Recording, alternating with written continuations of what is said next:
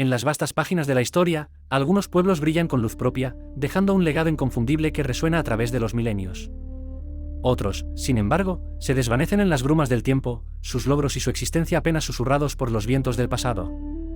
Entre estos últimos, pero no por ello menos fascinantes, se encuentran los fenicios.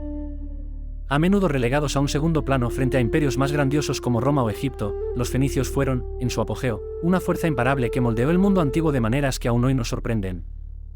No fueron un imperio en el sentido tradicional, sino una red de ciudades-estado, unidas por lazos culturales y comerciales. Su influencia se extendió por todo el Mediterráneo, dejando una huella indeleble en la navegación, el comercio y, lo más importante, la comunicación humana. Cuando pensamos en los fenicios, a menudo imaginamos marineros audaces y comerciantes astutos. Pero, ¿de dónde venían realmente? Su hogar ancestral se encontraba en una estrecha franja costera del Levante, lo que hoy conocemos como Líbano, Siria e Israel. Ciudades como Tiro, Sidón y Biblos no eran meros puertos, sino centros vibrantes de cultura y poder. Estas ciudades-estado no formaban un único reino unificado, sino que operaban de manera independiente, aunque compartían una lengua, una religión y una identidad cultural. Su ubicación geográfica, encajonada entre montañas y el mar, los empujó naturalmente hacia las olas. La tierra cultivable era escasa, lo que hizo del comercio marítimo no solo una opción, sino una necesidad vital para su supervivencia y prosperidad. Una de las curiosidades más sorprendentes sobre los fenicios es que el nombre por el que los conocemos no era el que ellos usaban para sí mismos. La palabra fenicio proviene del griego poinikes, que significa púrpura o rojo púrpura. Este apelativo se les dio debido a su famoso tinte púrpura de Tiro, un producto tan valioso que se convirtió en sinónimo de riqueza y realeza. Ellos, en cambio, se identificaban por sus ciudades de origen, tirios, sidonios, biblitas. Se consideraban cananeos, un término que abarcaba a los pueblos semitas de la región. Esta distinción es crucial, ya que nos recuerda que nuestra percepción de los pueblos antiguos a menudo está mediada por las lentes de sus vecinos o conquistadores. Si hubo un campo en el que los fenicios sobresalieron, fue el de la navegación.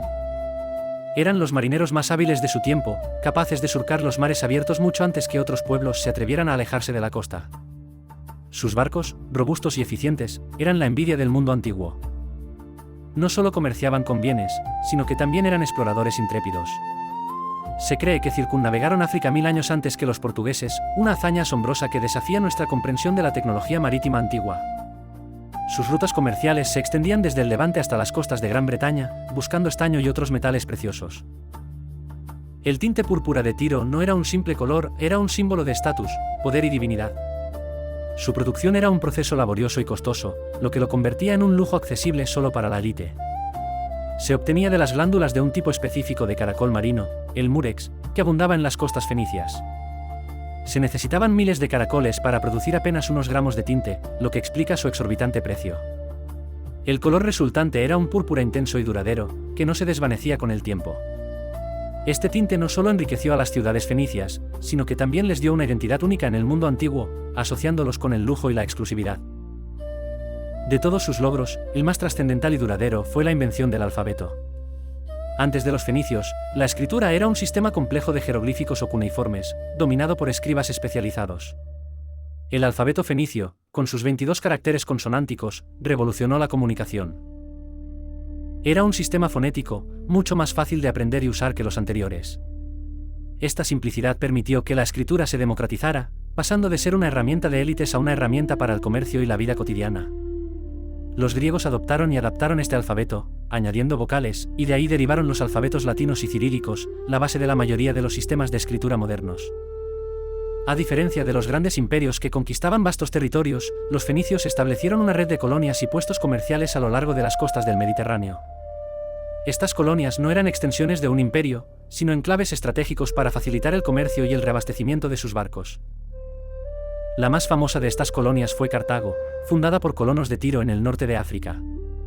Cartago eventualmente superaría a su metrópoli en poder y riqueza, convirtiéndose en una de las mayores potencias del Mediterráneo occidental y rivalizando con Roma por la supremacía. Otras colonias importantes incluyeron Gadir e Cádiz en España y Utica en Túnez. La supremacía marítima fenicia no se basaba solo en la audacia de sus marineros, sino también en la avanzada tecnología de sus barcos. Eran constructores navales expertos, capaces de diseñar y construir embarcaciones robustas y versátiles. desarrollaron dos tipos principales de barcos: los barcos mercantes, anchos y de gran capacidad, y los barcos de guerra, más largos y estrechos, propulsados por remos. Sus barcos mercantes, conocidos como gauloy o barcos redondos, eran ideales para transportar grandes volúmenes de carga a largas distancias. Los barcos de guerra, como el birreme y el trirreme, eran rápidos y maniobrables, equipados con un espolón en la proa para embestir a los barcos enemigos. Esta innovación naval les dio una ventaja crucial en el control de las rutas marítimas.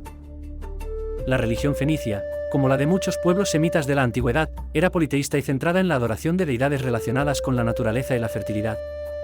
Sus dioses principales eran Baal, una deidad del cielo y la tormenta, y Astarte, la diosa de la fertilidad, el amor y la guerra. Cada ciudad-estado tenía sus propias variantes y templos dedicados a estas deidades. Un aspecto controvertido de su religión, según fuentes antiguas, era la práctica del sacrificio de niños, especialmente en tiempos de crisis. Aunque la evidencia arqueológica es debatida y a menudo malinterpretada, los topet o santuarios con urnas que contenían restos de niños sugieren que esta práctica pudo haber existido, aunque su alcance y significado exacto siguen siendo objeto de estudio. El arte fenicio no era tan monumental como el egipcio o el mesopotámico, pero era distintivo por su eclecticismo y su habilidad para fusionar influencias. Como comerciantes que interactuaban con diversas culturas, los fenicios absorbieron y adaptaron estilos artísticos de Egipto, Asiria, Grecia y el Egeo. Crearon objetos de lujo exquisitos, como joyas de oro y plata, marfiles tallados, vidrio soplado y cerámica. Sus artesanos eran maestros en la metalurgia y la orfebrería, produciendo piezas intrincadas y de gran belleza. Este arte híbrido no solo reflejaba su naturaleza comercial, sino que también actuaba como un puente cultural, difundiendo ideas y técnicas artísticas por todo el Mediterráneo. Aunque el púrpura de Tiro es su producto más famoso, los fenicios comerciaban con una vasta gama de bienes. Eran expertos en la producción de vidrio, una tecnología que pudieron haber aprendido de los egipcios y que perfeccionaron. Sus objetos de vidrio, desde cuentas hasta vasijas, eran muy valorados en el mundo antiguo. También eran conocidos por su madera de cedro, un recurso abundante en las montañas del Líbano, que era muy demandada para la construcción de templos y barcos.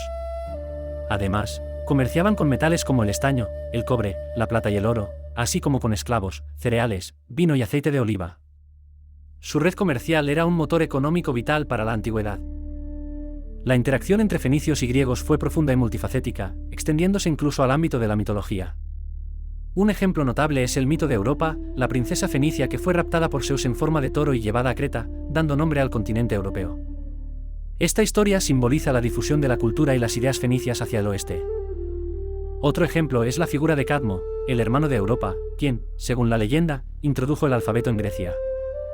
Estas narrativas mitológicas no solo eran historias, sino que también reflejaban las conexiones históricas y culturales entre ambos pueblos, mostrando cómo las innovaciones fenicias llegaron a las costas griegas. A pesar de su ingenio y su poderío comercial, las ciudades-estado fenicias no eran inmunes a las vicisitudes de la historia. A partir del siglo VIII a.C., fueron sometidas sucesivamente por imperios más grandes y militarmente poderosos, como los asirios, babilonios, persas y, finalmente, los griegos y romanos. Aunque perdieron su independencia política, la cultura fenicia y su espíritu comercial persistieron durante siglos. Ciudades como Tiro y Sidón continuaron siendo importantes centros comerciales bajo el dominio extranjero. La diáspora fenicia, especialmente a través de Cartago, mantuvo viva su herencia, demostrando una notable resiliencia cultural frente a la dominación imperial.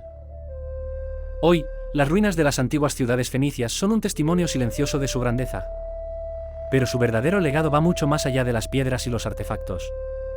El alfabeto, su invención más brillante, es la base de la comunicación escrita en gran parte del mundo. Sin los fenicios, la alfabetización masiva y la difusión del conocimiento habrían sido mucho más lentas. Su espíritu emprendedor y su habilidad para conectar culturas a través del comercio sentaron las bases para la globalización temprana. Nos enseñaron que el poder no siempre reside en la conquista militar, sino también en la innovación, la adaptabilidad y la capacidad de tender puentes entre pueblos. Los fenicios, los maestros del mar y los inventores del alfabeto, siguen navegando en las corrientes de nuestra historia, recordándonos la profunda interconexión de la humanidad.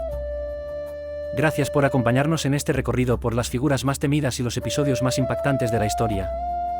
Si te gustó el vídeo, no olvides dejar tu like, suscribirte al canal y activar la campanita para no perderte las próximas entregas. En Aprende con Historia creemos que conocer el pasado, con todas sus luces y sombras, nos ayuda a comprender mejor el presente. Comparte este contenido con quienes aman la historia y déjanos en los comentarios qué personaje, cultura o acontecimiento te gustaría explorar en el próximo episodio. Hasta la próxima, y recuerda, quien comprende la historia, entiende el mundo.